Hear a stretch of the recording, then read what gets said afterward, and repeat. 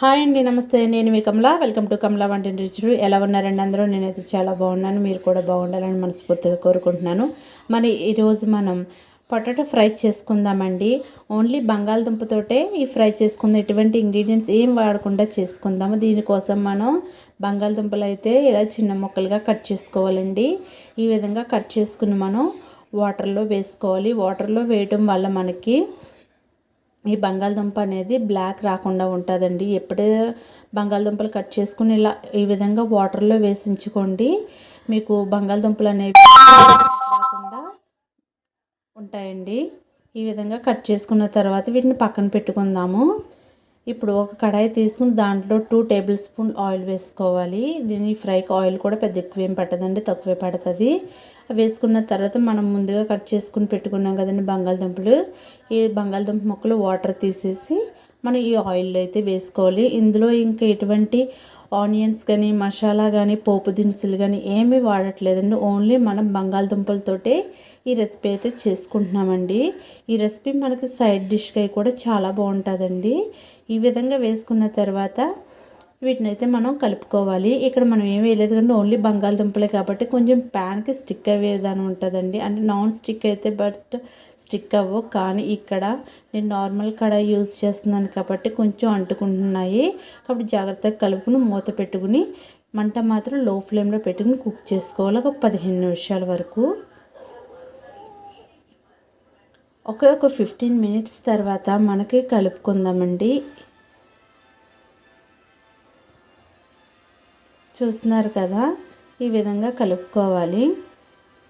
మనం మొత్తం ఇది ఫ్రై రెడీ అవ్వడానికి 20 to 25 మినిట్స్ ఈజీగా పడుతుందండి. ఈ విధంగా ఫ్రై చేసుకోవాలి. చూస్తున్నారు కదా, ఈ విధంగా ఫ్రై అయిన తర్వాత మనకి దీంట్లో టేస్ట్కి సరిపడా సాల్ట్ కూడా యాడ్ చేసుకోవాలి. అలాగే దీంట్లో ఒక 1/2 టీ స్పూన్ వరకు పసుపు కూడా వేసుకోవాలి.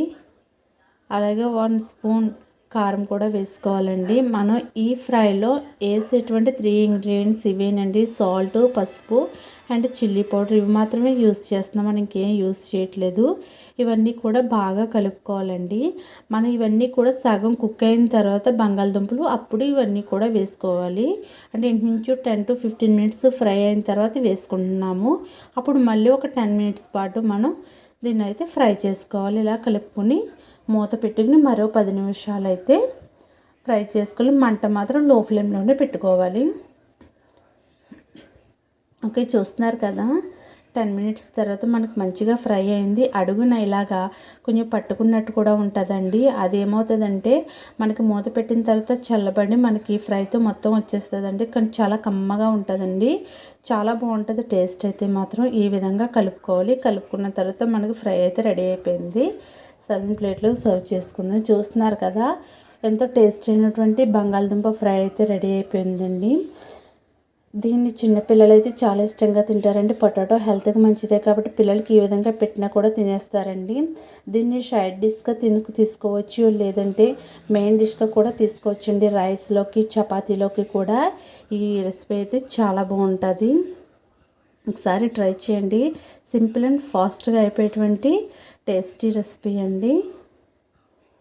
ఓకే అండి, మరి మన ఈ వీడియో కనుక మీకు నచ్చినట్లయితే లైక్ చేయండి. అలాగే మన ఛానల్ని ఫస్ట్ టైం చూస్తున్నట్లయితే సబ్స్క్రైబ్ చేసుకుని పక్కనే బెల్ ఐకాన్ సింబల్ ఉంటుంది, దాన్ని ట్యాప్ చేయండి. అప్పుడు నేను చేసేటువంటి ప్రతి వీడియో కూడా మీకు నోటిఫికేషన్ రూపంలో వెంటనే వస్తుంది. మీరు వెంటనే చూడొచ్చు. ఈ వీడియో నచ్చినట్లయితే మీ ఫ్రెండ్స్ అండ్ ఫ్యామిలీ మెంబర్స్కి షేర్ చేయండి. Thank you.